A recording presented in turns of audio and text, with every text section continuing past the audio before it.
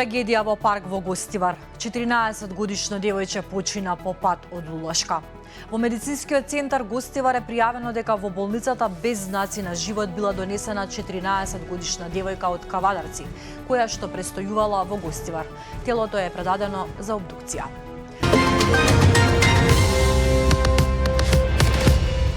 А еве што друго ќе читате денеска од најновите содржини од Македонија и светот на slobodnpečat.mk.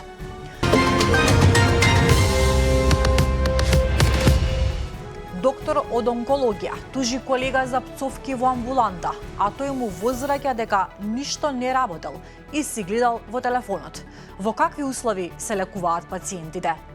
Има две верзии на тоа што всушност се случило, а која е вистината ќе пресече судот. Според верзијата на младиот лекар, повозрасниот колега без никаква причина во амбулантата за малигни тумори на коските пред пациентите почнал да го навредува со пцовки и вулгарни зборови, пошто овој го молел да ја затвори вратата да не слушаат сите. Но според тужителот, не само што тоа не се случило, туку одговорот бил дека сите треба да слушаат, пишува Мирослава Симоновска.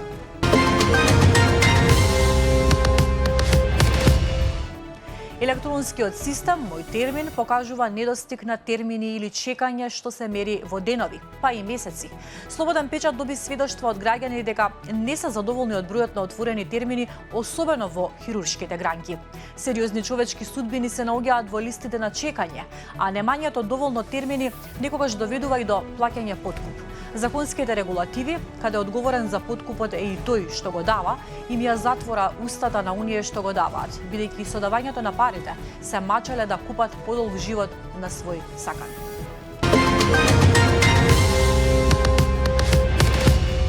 Вратите на СДСМ се отворени, но дебатата за партијата треба да се води внатре, вели портпаролката и член на извршниот одбор на СДСМ Богданка Кузевска во интервју за Слободен печат.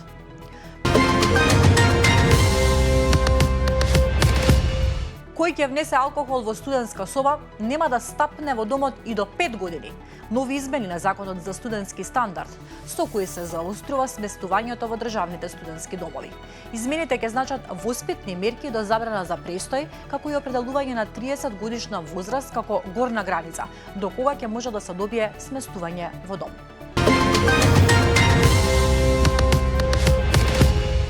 По бутелни центар, камери на детски игралишта најавува и општина Аеродром. Предлогот за отпочнување на ваквата постапка беше усвоен на вчерашната седница на Советот на општина Аеродром.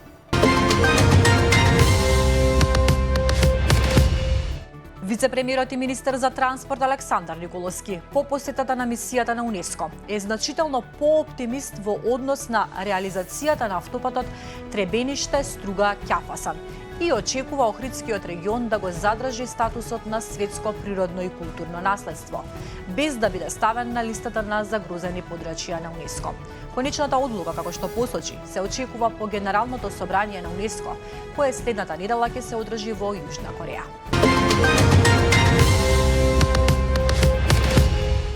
Македонските аеродроми рушат рекорди. За само 6 месеци низ Скопје и Охрид поминале скоро 2 милиони патници. Во првите 6 месеци најфреквентна дестинација од меѓународниот аеродром Скопје е Истанбул.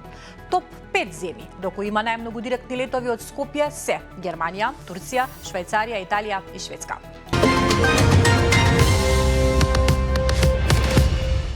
Пожар во фабрика за чевли во Кина однесе најмалку 28 животи.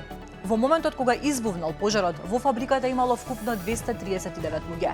Видеоснимки објавени од државните медиуми покажуваат како пламенот ја голта зградата, додека густ црн чад се издигнува кон небото. Кинескиот претседател Си Џинпинг изјави дека пожарот предизвикал значителни човечки жртви и дека се случил по низа смртоносни несреќи во производствени капацитети низ земјата во последните месеци.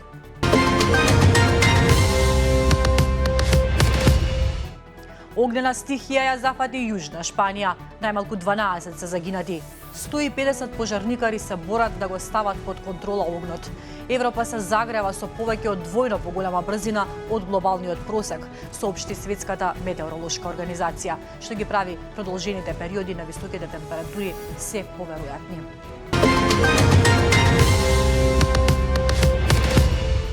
Бројот на загинати во земјотресите во Венецуела се искачи на 3889. Расте ризикот од ширење болести.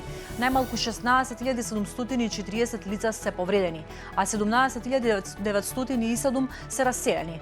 Обединетите нации покренаа апел за обезбедување околу 300 милиони долари за помош на 1,3 милиони луѓе, на кои итно им е потребна хуманитарна поддршка.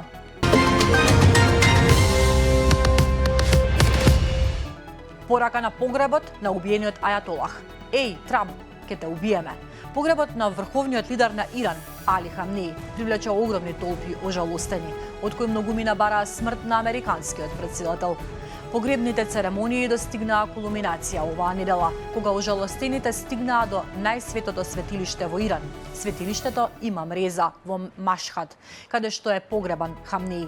Снимките од погребот покажаа огромни толпи во поворки кои носеа големи црвени транспаренти на кои им беа испишани зборови кон Трамп.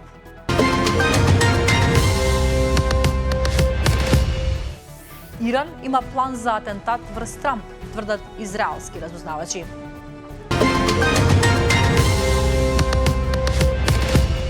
Украина нападна руски бродови кај Крим.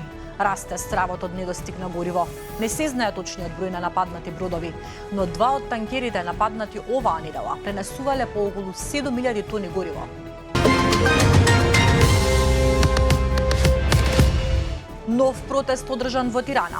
Демонстрантите гневни зашто владата на Еди Рама дала 4 милиони евра за концертот на Кање Вест. Расте незадоволството кон владата на албанскиот премиер, чија итна оставка демонстрантите побараа и на синокишниот 40-ти поред протест во Тирана.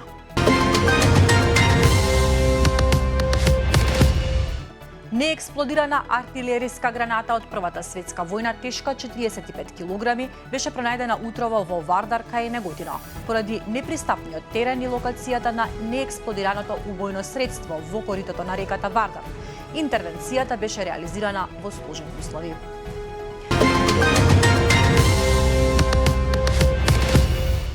А сега малку за вас што имате јавен профил на Инстаграм. Знаете дека вашите фотографии може да завршат во вештачка интелигенција без воопшто да знаете? Новата алатка за генерирање слики со вештачка интелигенција на Мета, наречена Muse Image, предизвика загриженост кај експертите за приватност, бидејќи по автоматски поставки може да користи фотографии од јавни профили на Инстаграм како основа за создавање на нови слики. Бидете внимателни. Толку од мене, а вие продолжете да се информирате преку slobodnpečat.mk. Се читаме.